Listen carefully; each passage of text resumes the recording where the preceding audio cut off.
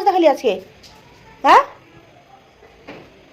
দুধ নাই, কিছু নাই। দুধ থাকলে রুটিটা দিয়ে দিতাম।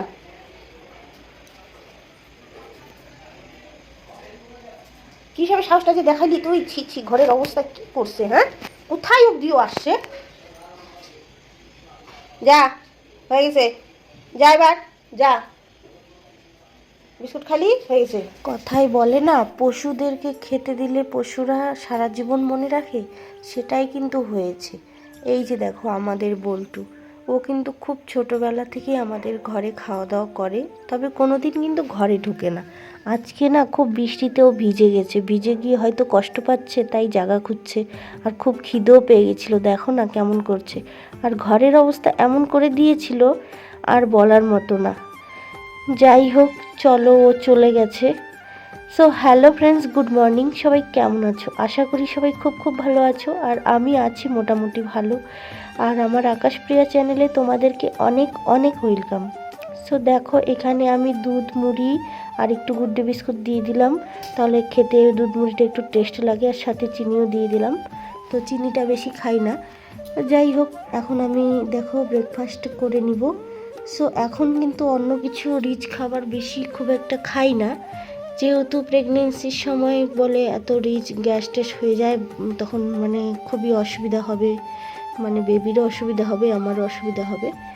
যাই হোক, দুধ মুড়িটা আমি খেয়ে নিচ্ছি, তারপরে চলে যাব, অনেক কাজ আছে কাজ করতে। দেখো এখানে আমি সবজি কাটতে বসে গেছি।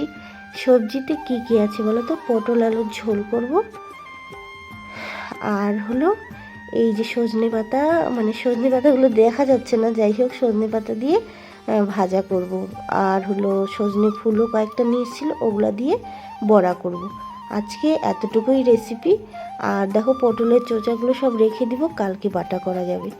আর আমার পটলের চোচা বাটা খুব ভাল লাগে, কার কার ভালো লাগে খেতে একবার জানিও।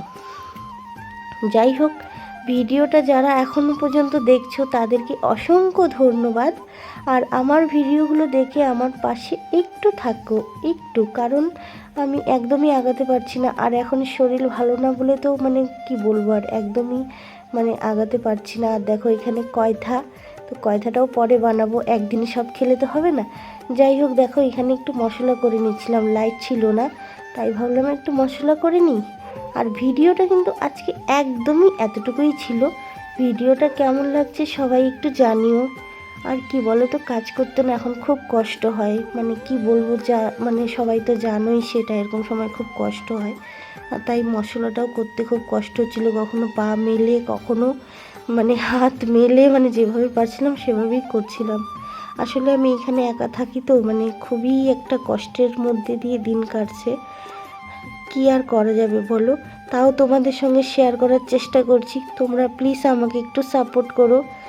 আর সবাই অনেক অনেক ভালো থেকো। দেখা হবে নেক্সট কোনো ব্লগে, যদি পারি তোমাদের সঙ্গে শেয়ার করতে। Tata, bye bye.